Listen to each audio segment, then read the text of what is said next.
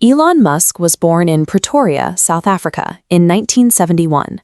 Despite the common internet narrative of a rugged, rags-to-riches upbringing, his early life was quite different. His family was relatively well off, providing him with a comfortable material starting point. But that material comfort did not extend to his social life. At school, he was relentlessly targeted.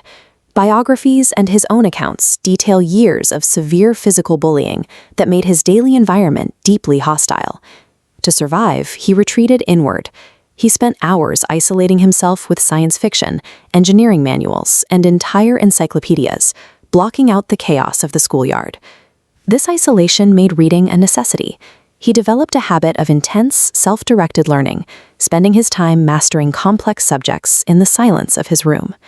Around age 10, his attention shifted to early computers.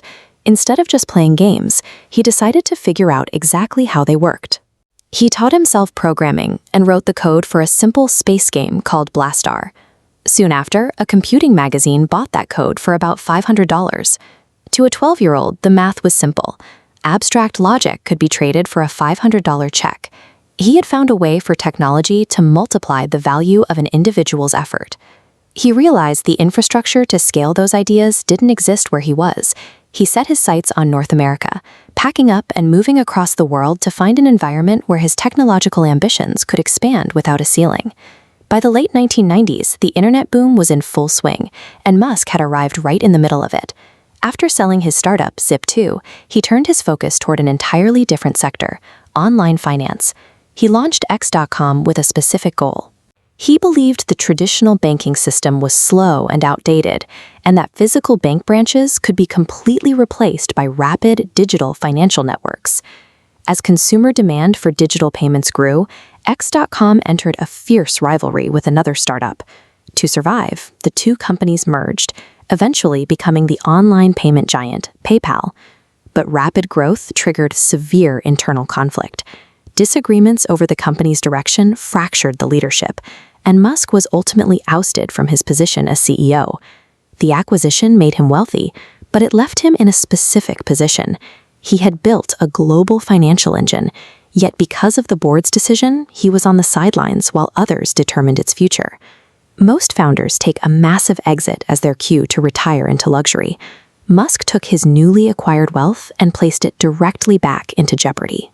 Returning to the science fiction obsessions of his childhood, he argued that human civilization needed to become multiplanetary to survive. He poured his capital into founding SpaceX. At nearly the same time, he began pouring millions into an electric car company called Tesla. This was a period when the entire automotive market viewed electric vehicles as slow, boring, and impossible to manufacture profitably. By attacking both aerospace and automotive manufacturing at the same time, he chose the two most capital-intensive, failure-prone industries on Earth. Building heavy hardware operates on brutal mathematics. Both SpaceX and Tesla required constant, massive influxes of cash, burning through his personal capital far faster than either could generate a single dollar of revenue.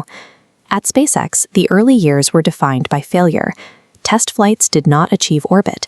Instead, millions of dollars of engineering work would simply explode in the night sky, heavily covered by the press. Tesla was facing its own parallel crisis. Building cars at scale proved vastly more difficult than designing them. Deadlines slipped, manufacturing bottlenecks paralyzed the factory, and production costs skyrocketed out of control. As the media publicly mocked his failing ventures, the pressure reached extreme levels. His entire on-paper fortune was rapidly evaporating to keep the factory lights on and the launch pads fueled. Then came the macroeconomic crash of 2008. Credit markets froze, and global financial panic wiped out any realistic chance of securing outside investment to bail out the struggling companies. His remaining wealth was tied up in illiquid stock. The actual cash reserves were empty, and personal bankruptcy was literally days away. Amidst this chaos, SpaceX managed to scrape together enough spare parts and capital for exactly one final flight. Everything he had built, every lesson extracted from a hostile childhood in Pretoria, to the hard-fought capital from the PayPal exit, now entirely depended on whether this single machine could finally achieve orbit, or if it would all end in fire.